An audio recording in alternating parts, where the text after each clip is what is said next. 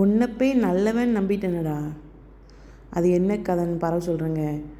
முதல்ல எண்ணெய் ஊற்றி அதில் கிராம்பு, பட்டை, ஏலக்காய், மிளகான்ட்டு கையில் என்னெல்லாம் கிடைக்கும் அதெல்லாம் தூக்கி போடுங்க. போட்டுட்டு ஒரு 2 அடி தள்ளி நின்னுங்க, ஏன்னா கண்ணில் தெரிக்குது.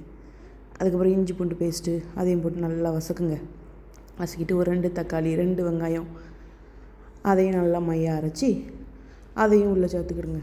சேர்த்துட்டு அதையும் நல்லா கிண்டிட்டு சைடில் ஒரு பாத்திரத்தில் நல்லா ஆட்டுக்காலை நல்லா கழுவி அதில் மஞ்சள் பொடி, உப்பு போட்டு அதையும் ஒரு 10 விசில் நல்லா வேக வச்சுக்கிடுங்க. சைடில் தக்காளி, வெங்காயம் வசங்கினதுக்கப்புறம் அந்த ஆட்டுக்காலை மட்டும் தனியாக அரைச்சி அதையும் உள்ளே போட்டு ஒரு நல்லா 10 நிமிஷம் வேக விடுங்க. அதுக்கப்புறம் வத்தப்பொடி கொஞ்சம் போட்டுக்கிடுங்க. அதுக்கப்புறம் அந்த ஆட்டுக்காலை வச்சு ஊற்ற தண்ணி அதையும் உள்ளே ஊற்றி நல்லா 10 நிமிஷம் கொதிக்க விடுங்க. அப்புறம் அழகான தேங்காய் பால் எடுத்து அதையும் உள்ளே போட்டு நல்லா கிண்டி அதை ஒரு 10 நிமிஷம் நல்லா கொதிக்க விடுங்க.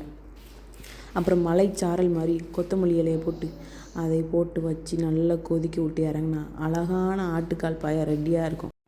அழகாக வெயிட்லெஸ்ஸாக குட்டியோண்டு இருக்கானே அப்படின்ட்டு அம்மா வீட்டில் இந்த ஆட்டையை போட்டு வந்து இவனில் இட்லி அவிச்சா அவன் 2 நிமிஷத்தில் 10 போயிட்டாங்க. இவனை போய் நம்பின பாருங்க.